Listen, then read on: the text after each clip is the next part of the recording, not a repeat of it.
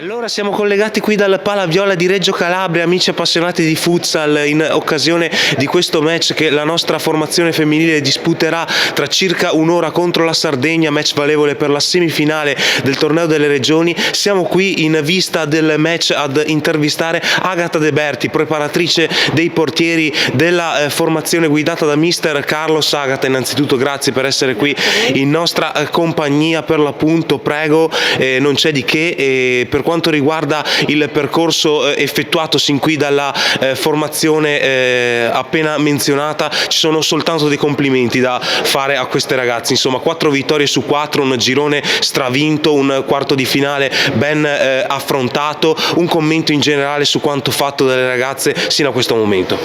Beh, devo dire che il percorso è stato sempre di crescita e confido anche nella gara di oggi ci sia un'ulteriore crescita. Veniamo comunque da allenamenti fatti durante l'anno che sono stati comunque pochi, e quindi questo percorso in questa settimana è stato praticamente un corso intensivo e un modo bello per amalgamare tutta la squadra, e partita dopo partita si vede la coesione delle ragazze che l'hanno dimostrato sia dentro che fuori dal campo. Hai parlato bene appunto della coesione che si è creata in questo gruppo dentro e fuori dal campo, appunto riprendendo le tue parole. E a proposito volevo chiederti appunto un commento riguardante il clima che si è creato in particolare lungo il viaggio. Ne parlavamo l'altro giorno anche con mister Carlos, insomma assistere a questi cori collettivi lungo tutto il viaggio da Marghera fino a Cosenza, poi anche a Reggio Calabria, è sicuramente un bel motivo di gioia. Sì, devo dire che siamo riusciti a farci passare un po' il tempo in pullman in modo divertente, e le ragazze hanno creato subito legame e unione tra di loro e hanno reso più lieto il viaggio, il lungo viaggio fatto fin qua.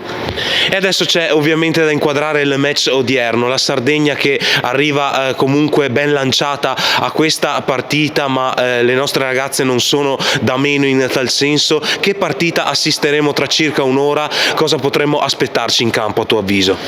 Secondo me è un bello scontro, una semifinale, una partita secca, una partita dove bisogna mettere in campo tutto, mettere in campo sia il cuore ma soprattutto anche tecnica e tutto quello che in questa settimana si è riusciti a imparare, e con la collaborazione col mister, con le ragazze, a mettere insieme. Speriamo di fare spettacolo oggi.